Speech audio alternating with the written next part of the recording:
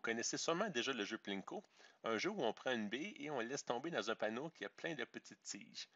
Et selon où la bille frappe la tige, elle a le choix de passer soit à gauche ou à droite de la tige. Donc on peut faire plusieurs lancers. Et on a beaucoup de plaisir. Maintenant, que se passera-t-il si on joue avec un Plinko pas mal plus grand? Voyez-vous, avec beaucoup plus de possibilités de distribution, avec beaucoup plus de petites tiges ici, et évidemment beaucoup plus de petites billes qui sont prêtes à tomber. Donc, si on enlève le bouchon, vous voyez les billes qui tombent et qui frappent les tiges. Si les billes frappent quand les billes frappent les tiges, ils peuvent passer soit à gauche ou soit à droite de la tige. Donc, si une bille passe autant de fois à gauche qu'à droite de la tige, elle devrait se ramasser dans le centre du Plinko. Par contre, si elle choisit plus de côté droite, elle va se ramasser à droite et plus de côté gauche à gauche. Donc, on voit ici la tendance qui commence déjà à se dessiner, c'est que les billes choisissent autant de fois la gauche que la droite, mais certaines billes préfèrent un des côtés.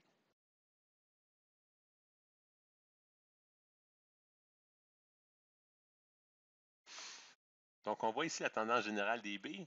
Il y a plus de billes qui ont choisi de tomber dans le centre et quelques-unes ont tombé plus aux extrémités.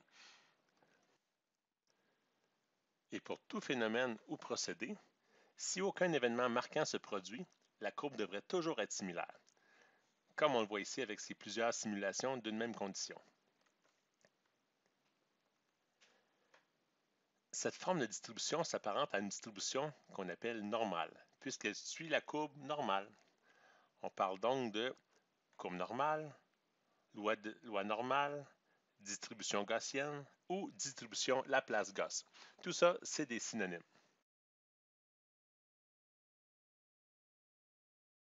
Et selon le procédé ou le phénomène qu'on observe, la courbe peut soit se déplacer de gauche à droite sur le graphique ou être plus ou moins évasée.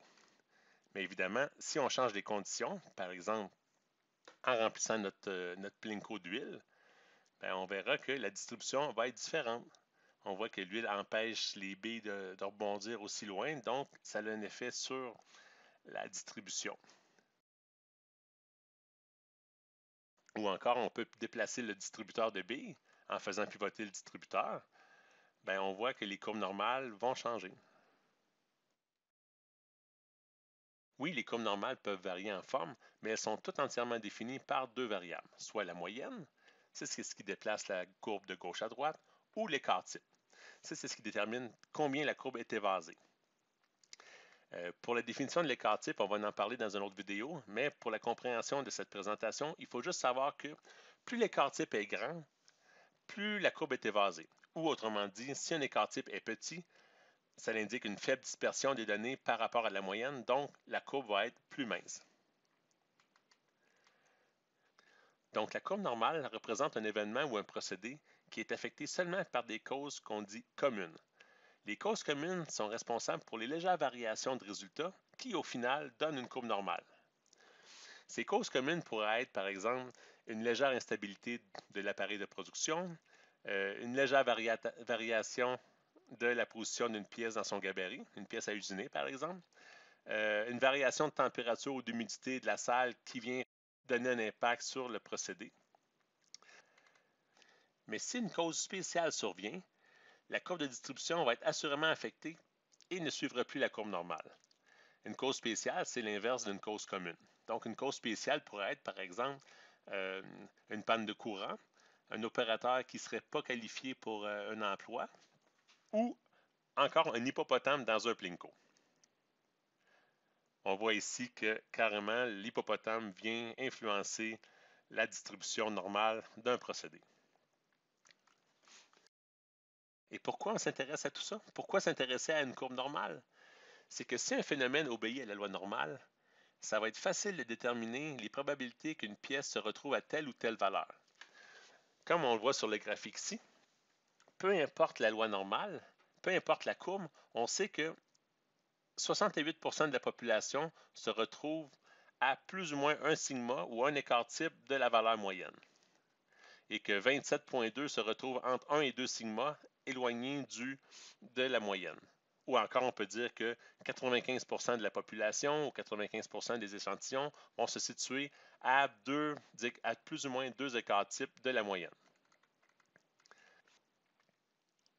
Donc, à l'aide de tableaux, de Excel ou autres formules, on peut obtenir de l'information statistique importante aussi variée que prévoir le taux des pièces non conformes, ajuster la production pour contrôler les pertes et les coûts de production, prédire les chances qu'un enfant soit trop petit pour entrer dans un manège, ou si pour un certain produit, on compilait les données portant sur la durée de temps que prend un bris pour survenir, on pourrait statistiquement établir la durée d'une garantie pour contrôler le budget à investir aux réclamations.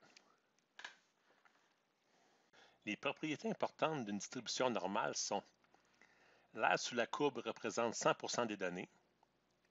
L'aire d'une section de courbe représente le pourcentage d'individus dans ces sections, comme le pourcentage de billes.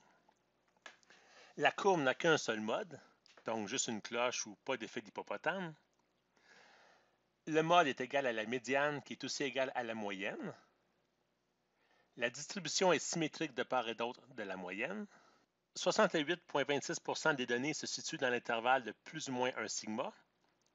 95,44 des données se situent dans l'intervalle plus ou moins 2 sigma et 99,74 des données se situent dans l'intervalle 3 sigma. L'interprétation de la courbe normale à l'aide d'outils mathématiques sera traitée dans une autre vidéo. À bientôt!